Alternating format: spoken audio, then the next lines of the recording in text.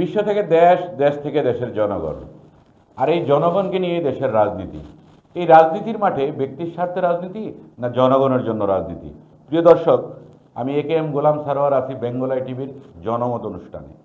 আজকের জনমতে আমরা আলোচনা করব গণ অভ্যুত্থানের ইতিহাস, যার প্রভাব ও এর সত্যতা রক্ষার গুরুত্ব নিয়ে।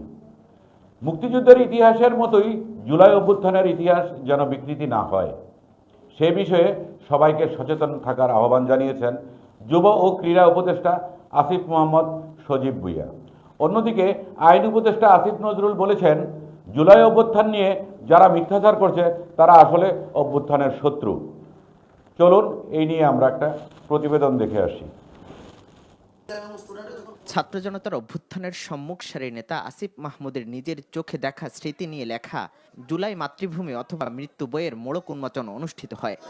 অনুষ্ঠানে আন্দোলনের স্মৃতিচারণ করেন অভ্যুত্থানের নেতারা।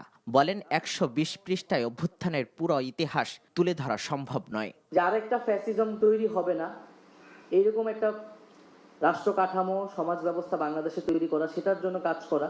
আন্দোলন নিয়ে মিথ্যা চর্চা বন্ধের আহ্বান জানান আইন উপদেষ্টা।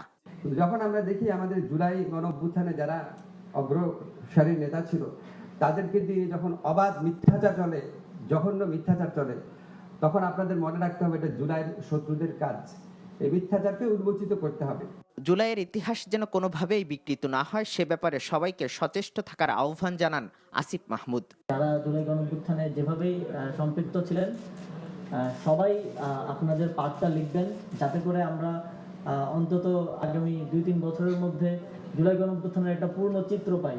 আমরা যেভাবে দেখি যে মুক্তিযুদ্ধের ইতিহাসকে বিভিন্ন পর্যায়ে বিভিন্ন সময় নানাভাবে ফেব্রিকেটেড করা হয়েছে, সেটা যাতে না হয় সেজন্য আপনারা স্মৃতিতে থাকা অবস্থাতেই সেই স্মৃতিগুলো সংরক্ষণ করবেন।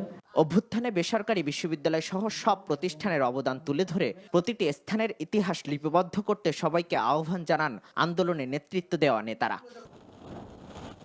প্রিয় দর্শক, ইতিহাসের বিকৃতি রোধে আমাদের করণীয় কি? আপনার মতামত আমাদের ফেসবুক ও ইউটিউবে কমেন্টে জানান। আজকের জনমত এখানেই শেষ করছি। দেখতে থাকুন জনমত প্রতিদিন রাত 9টায়। আল্লাহ হাফেজ।